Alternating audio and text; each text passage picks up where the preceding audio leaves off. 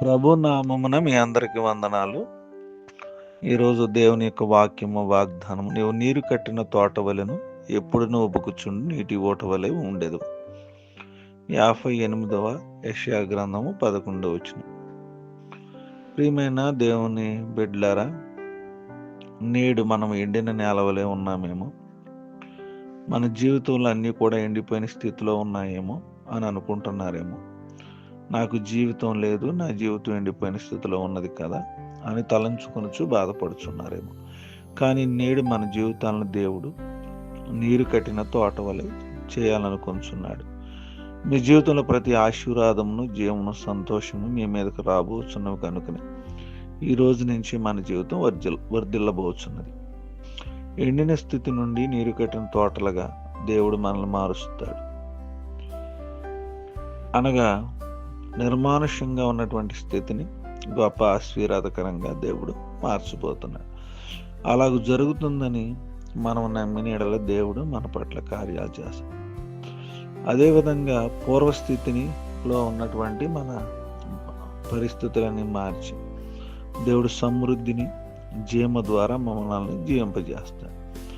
కలిసి దేవుని సన్నిధిలో మనం విశ్వసించినప్పుడు, మన జీవితాలను దేవుని చేతులకు సమర్పించినప్పుడు ఆయన తన వాగ్దానాలు మన పట్ల నెరవేర్చి గొప్ప కార్యాలు చేస్తాడు. ప్రతి ఒక్కరూ నీరు కట్టిన తోట వలె ఉండి దేవుని ఆశీర్వాదాలు పొందుకున్న అటు కృప దేవుడు మనందరికీ అనుగ్రహించును గాక. కొన్ని మాటలు దేవుడు మనకు ఫలించి దీవించును గాక.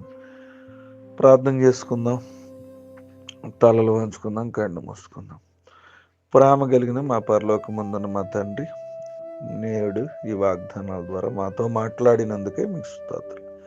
దేవా, మీకు అసాధ్యమైంది ఏమీ లేదు, సమస్తము సాధ్యమే. దయచేసిన మా జీవితాల్లో ఎండిన స్థితి నుంచి నైనా మరి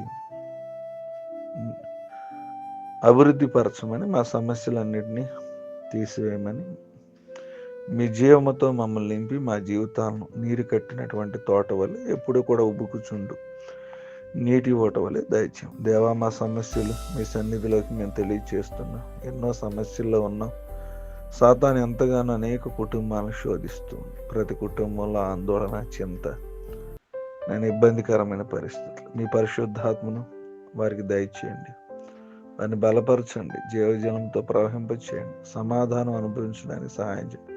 ప్రభువా, వారిని బలపరచమని ప్రార్థన చేస్తాం. ప్రతి ఒక్కరి ప్రార్థనకు జవాబు దయచేయండి అయ్యా. ఈ దినపు మా కార్యక్రమాల్లో, మా పనుల్లో, మా అవసరతలు మీ సన్నిధి మాకు దయచేయండి. పిల్లలు 10th క్లాస్ ఎగ్జామ్స్ రాయిపోతున్నారు, వారిని ఆశీర్వదించి బలపరచమని ప్రార్థన. ఈ దిన దీవెనలతో మమ్మల్ని నింపి మీ కృపలో నడిపించమని సమస్త మహిమ ఘనత ప్రభావాలు చెల్లిస్తే ప్రార్థన యేసు నామమున అడుగుచున్నాము తండ్రి.